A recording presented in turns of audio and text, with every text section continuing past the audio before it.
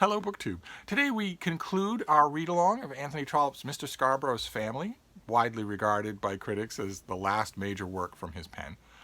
A long novel that starts off with a totally unconventional man, a man named John Scarborough, who has two sons. The eldest, Montjoy, and the youngest, Augustus. Montjoy and Augustus are two very different young men. Montjoy is crude and a gambling addict and coarse and fairly dumb. But to everybody that knows him, he is oddly likable. He has a kind of, I don't even know the word. Incorruptibility seems a little much, but it's something like that. He's true on the inside. He doesn't lie. He's totally pathetic, but he knows he is. Whereas his brother, his younger brother Augustus, is a very different thing. A creature of malice and coldness and deceit. Under an acceptable social veneer. And as the boys grow older, Mr. Scarborough realizes that Montjoy's gambling addiction will ruin him and will ruin the whole family. The estate of Tretton Park is now wealthy. It is now a very valuable property. And because of the law of entail, Mr. Scarborough has to give it to Montjoy. He has to pass on the whole property to Montjoy. He has no choice in the matter. He can't... under the law of entail, he couldn't look at his two sons and say, well, under normal circumstances, it would be my eldest son, but I don't like the way my eldest son is spending money, so I'm going to choose something else. He doesn't have the ability to do that under the law, and that fact bothers him a lot, that he's not free to do what he wants with his own money. That bothers him a lot. And he has a way around it. He develops a way around it. He summons the family lawyer, Mr. Gray, and tells him that Montjoy is illegitimate and that he has the papers to prove it, that he and his wife were married after Montjoy was born. And the lawyer, Mr. Gray, is scandalized, absolutely scandalized. He's never known quite what to make of how unconventional Mr. Scarborough is, but most of it has been fairly normal estate-related law stuff, so it hasn't really bothered him that much. He's known that this is not a man who stands on societal principles or conventionalities of any kind, but he hasn't flied in the face of the sun until now. And Mr. Gray flatly refuses to believe it. It's just a fantastic story. Storms home, claiming he'll never have anything to do with anyone named Scarborough again. But the proof is there, and when he is shown the proof, he has to believe it. That Montjoy is disinherited, that Montjoy is no longer the heir, and that the heir is Augustus. This is a matter of great importance to the number of London moneylenders who lent Montjoy Scarborough an enormous amount of money on his future inheriting of Tretton Park. That is not going to happen anymore. Those people are out their money, and they're furious about it. They're raising all sorts of clamor of fraud and whatnot.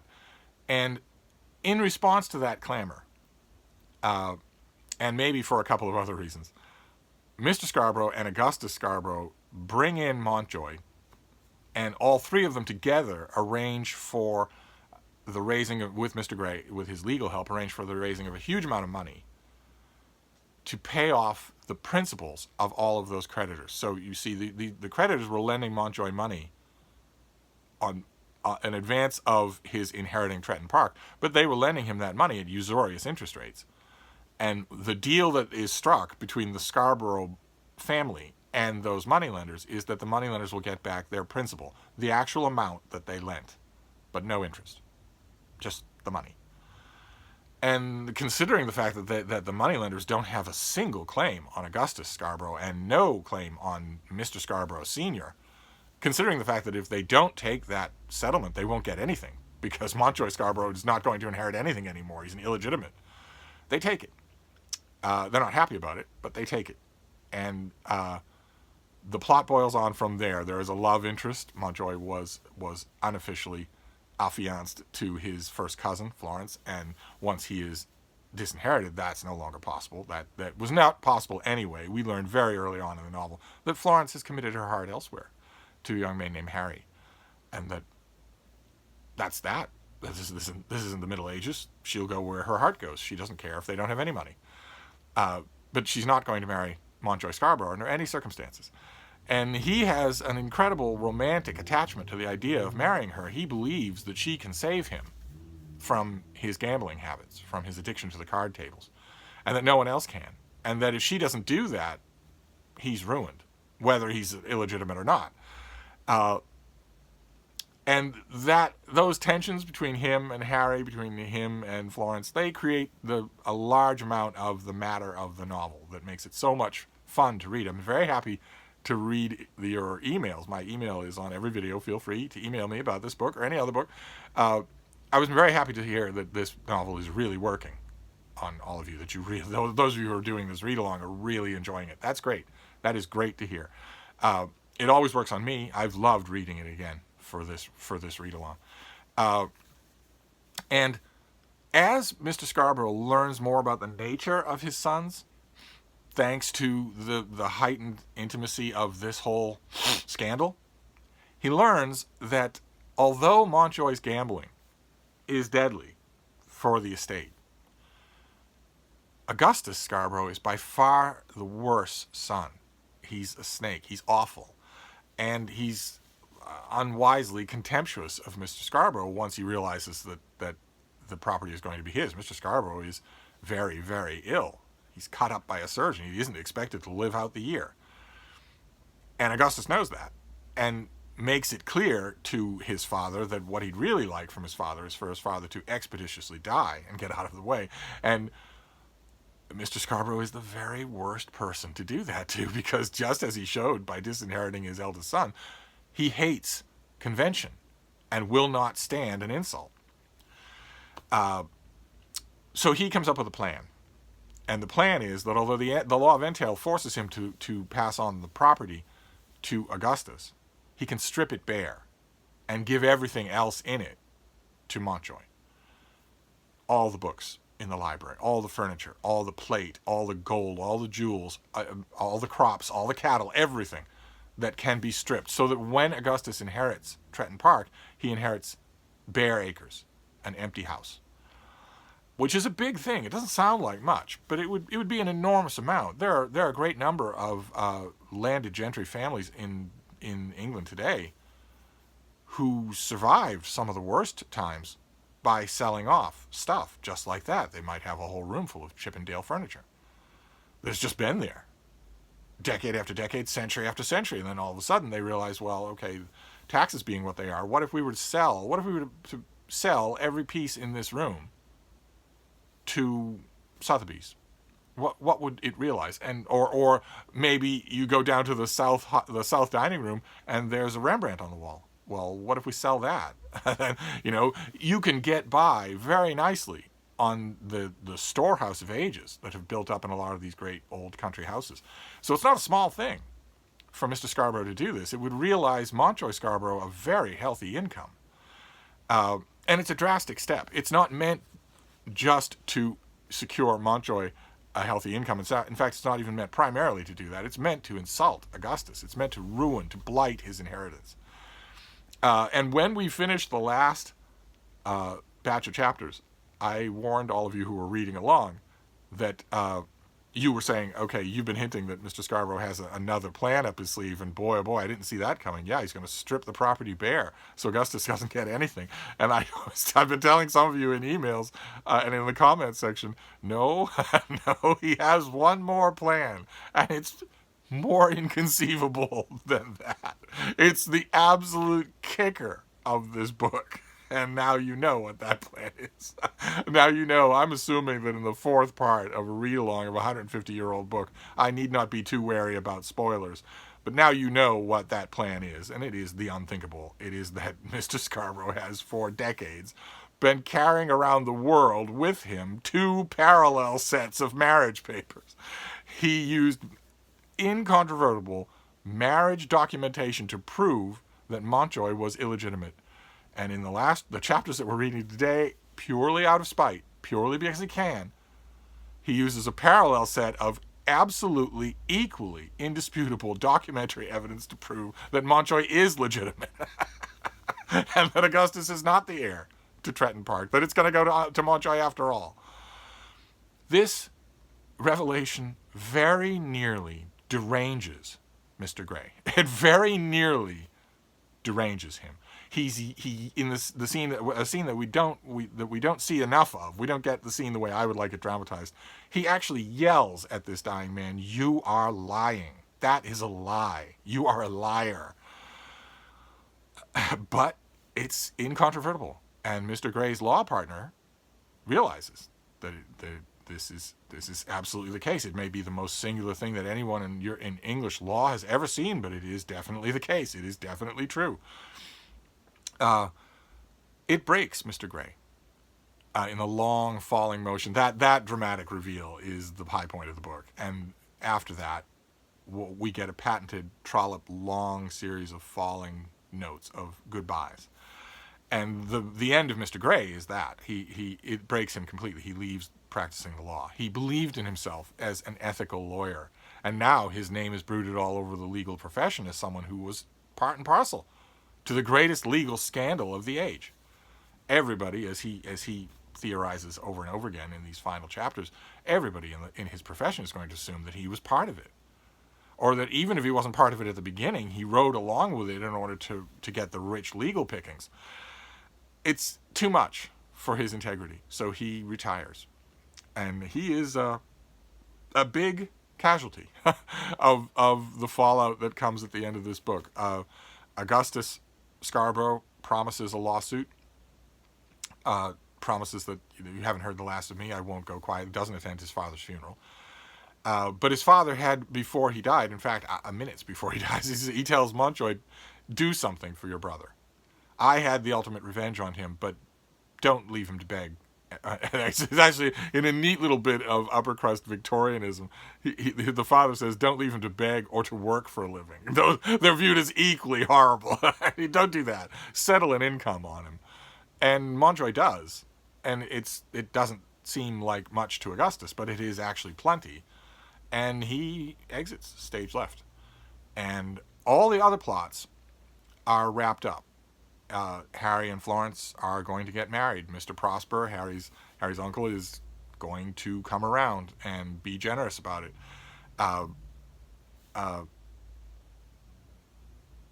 Dolly Grey, Mr. Grey's daughter, I've doted on her throughout these chapters, throughout this read along, is just going to grow old as a spinster with Mr. Grey until he goes, until he dies. And most interestingly of all, for me, Montjoy Scarborough does inherit the property, but standing there walking all around his possessions, he realizes, I already feel the urge to start gambling.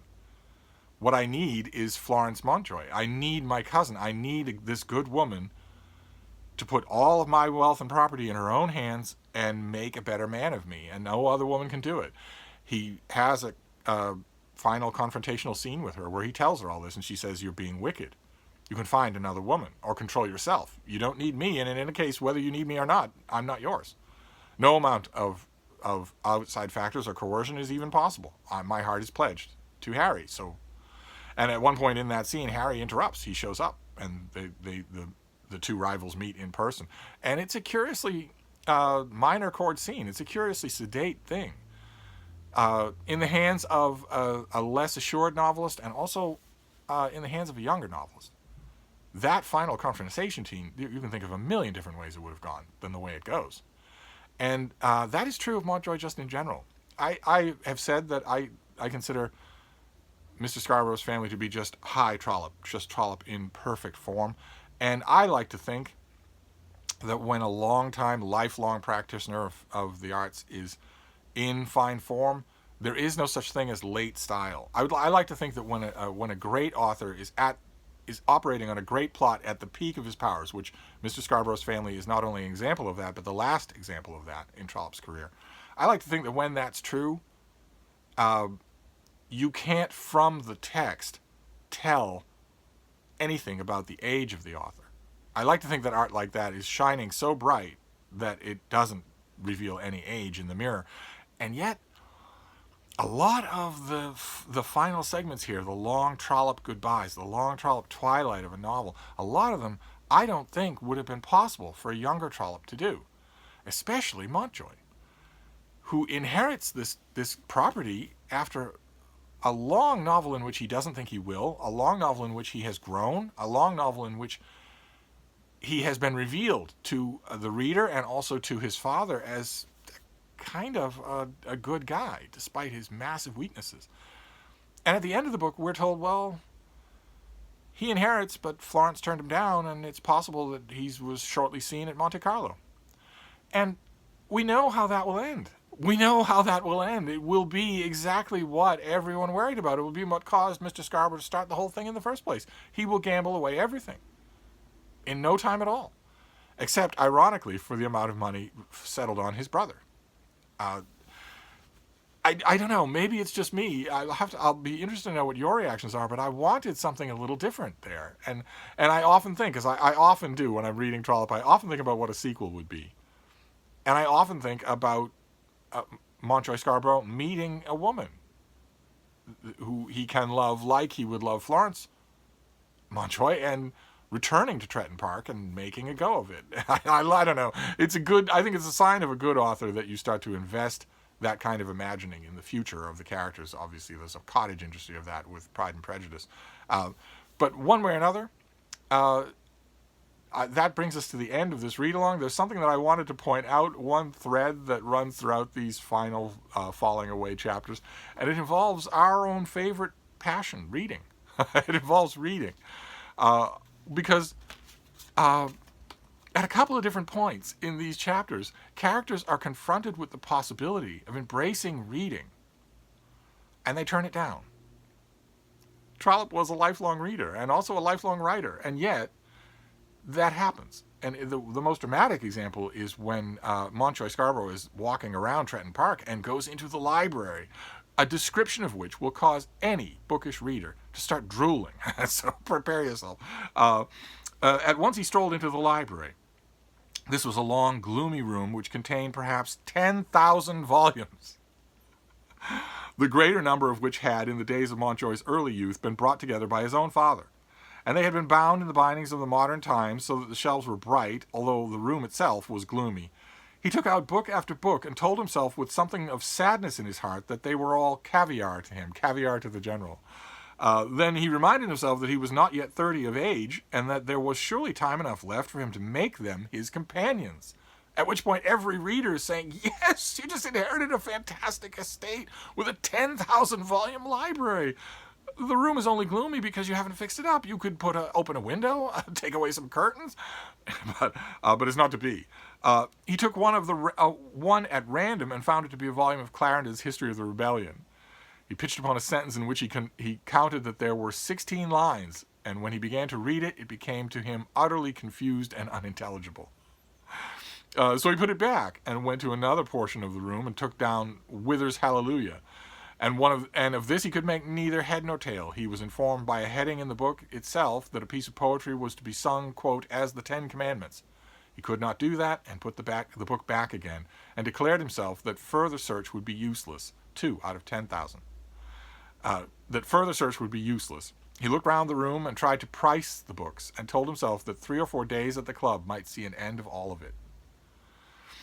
Then he wandered on into the state drawing room, an apartment which he had not entered for years, and found that all the furniture was carefully covered. Of what use could it be to him? Useless, unless that too might be sent to the melting pot and brought into some sort of short-lived use at the club. That's just designed to break a reader's heart, that he goes into a 10,000 volume country house library and tries 2 books and thinks, nah. And notice the original idea, I'm not even 30. I could learn to like these things. That idea goes out the window. It's not even considered. And later on in the same chunk of chapters that we're reading, when Dolly Gray quite naturally asks her father, what are you going to do with your time? If you're not going to the law offices every day all day, what are you going to do with your time?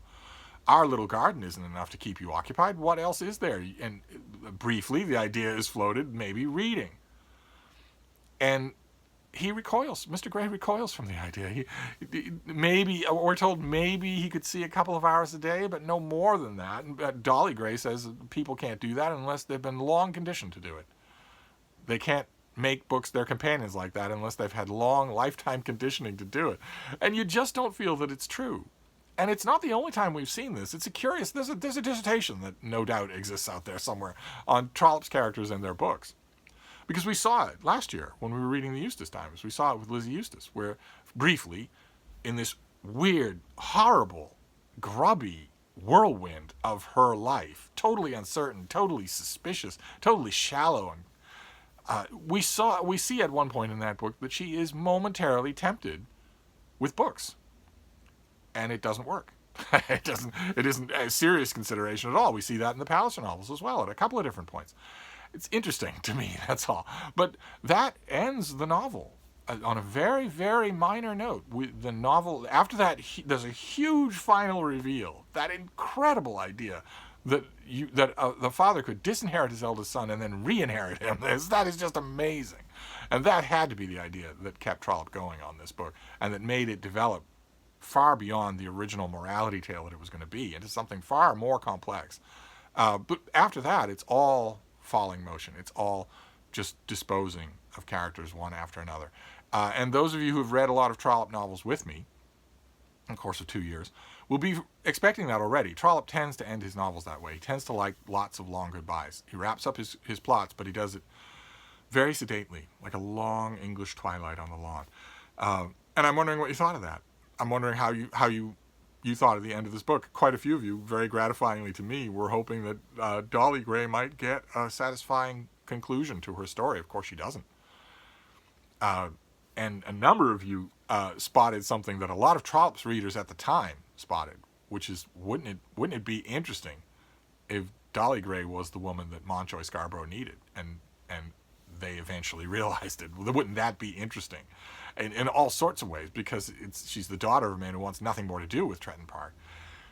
All of it is fascinating, and I'm glad that it engages you in a way to do that too. But we are now done, so I naturally want to know what you think of Mr. Scarborough's family just in general as a book, and we will move on.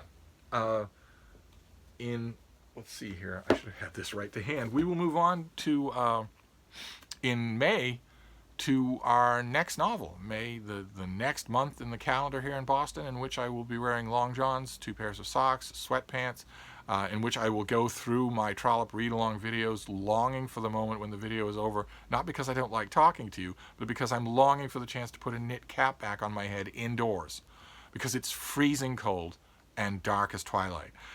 May will be just another month of that. That is going to go on forever.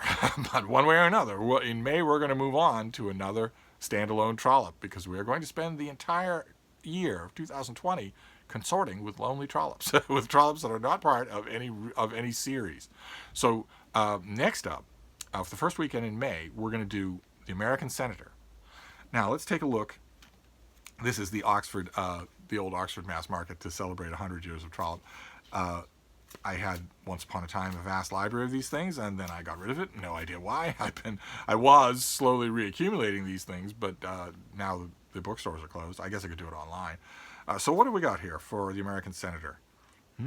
We have, okay, it looks like 80 chapters. So that'd be, oh God, 20 chapters? 20 chapters a week? Is that right? Let's see. How does that look? Okay, so if we did 20, yeah, that looks about right. Yeah, so if we do 20 chapters a week, then we want to go from the first chapter, Dillsborough, to chapter 20, There Are Covenances.